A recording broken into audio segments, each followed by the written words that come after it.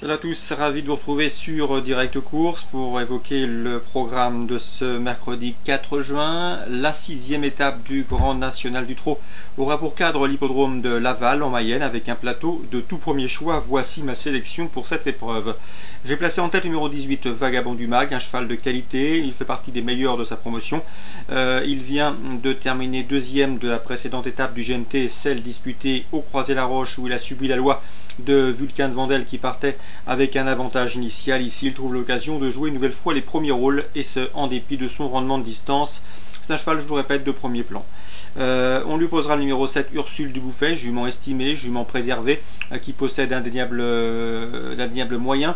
Elle reste sur un probant succès à Vincennes et sera une 13 effraction sur le parcours des 2700 mètres de la grande piste.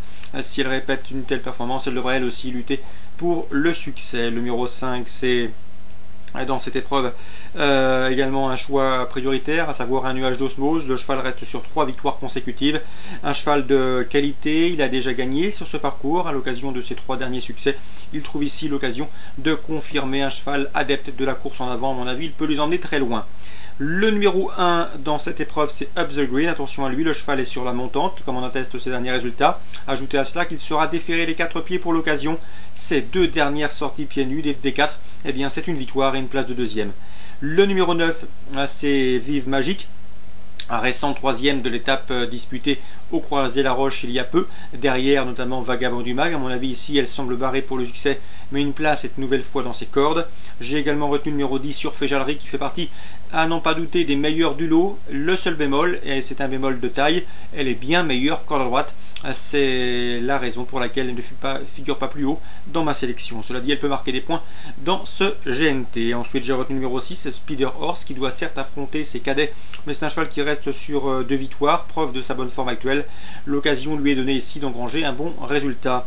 Le numéro 17 dans cette épreuve, c'est Reine Hélène. Elle semble également barrée pour les premières places, mais c'est une jument dure à l'effort, capable de faire un bon dernier kilomètre.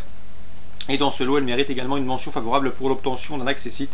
Elle qui avait terminé 2e de l'étape du GNT, celle disputée à Amiens en début d'année. Résumé chiffré pour cette 6e étape du GNT à Laval: 18, 7, 5, As, 9, 10, 6 et 17. Suite du programme à Laval. Dans la 2e, j'aime beaucoup le 207 Vénère de Farcha. Christophe Hamel fait du très bon travail avec ce cheval, il le présente toujours à bon escient. Le cheval se plaît sous la selle, il est performant corde à gauche comme corde à droite ici dans ce lot. Sa place est logiquement sur le podium, à condition bien sûr qu'il reste dans de bonnes allures, car il a parfois tendance à se dérégler. Quoi qu'il en soit, il s'annonce redoutable. L'opposition pour lui, sans doute les 2 protégés de Grégory Torel, le 208 Valouanique et le 204 Vélocité, compagnon d'entraînement. Donc 207, 208, 204. Dans la 4e, j'aime beaucoup le 408 Ultimate Carcy, une jument qui est faite pour très bien vieillir. Elle a été façonnée par Jean-Paul Marmion. Elle vient d'intégrer les box de Benjamin Goetz. Une jument dure à l'effort, jument de tenue, qui a été préservée, on ne l'a pas bousculée. À mon avis, elle devrait réaliser un très bon second semestre, en tout cas un très bel été. L'engagement, en tout cas son programme est très intéressant. Le 413 Ustang Ludois, d'une louable régularité depuis plusieurs semaines et même depuis plusieurs mois, est confié à Jean-Michel Bazir, mérite également que l'on s'attarde sur sa candidature. C'est une bonne base de jeu. 413, bonne base, mais en classe pure, je pense que le 408 Ultimate Carcy lui est supérieur. Dans la 5e, le 515 Bellaport, sachez qu'elle est estimée par Cédric Mégissier. D'ailleurs, il comptait sur un très bon résultat le jour de ses débuts à Angers. La pouliche avait très bien couru, se montrant néanmoins fautive avant de revenir très bien finir. C'est une pouliche d'après lui de qualité et d'avenir. Elle a ensuite remis les pendules à l'heure, s'imposant coup sur les pistes en herbe de Méral et de Rambouillet. Ici, pour son retour sur les pistes en dur, elle semble en mesure de signer une 3e victoire consécutive. À mon avis, c'est un bon rapport qualité-prix. 515 Bellaport. Le 507 Belle Hauteur, en retard de gain, drivé Julien Dubois comptera également de logique supporter. Dans la 7e, je vous conseillerais le 702 Tyson Noël qui vise une 6e victoire consécutive, avec le 705 Hugolin du Maine. Ça fait plusieurs fois que je vous le recommande, et ce cheval collectionne les podiums. Une nouvelle fois, il devrait jouer les premiers rôles, d'autant qu'il a progressé au départ, moment où il avait parfois tendance à se montrer hésitant par le passé.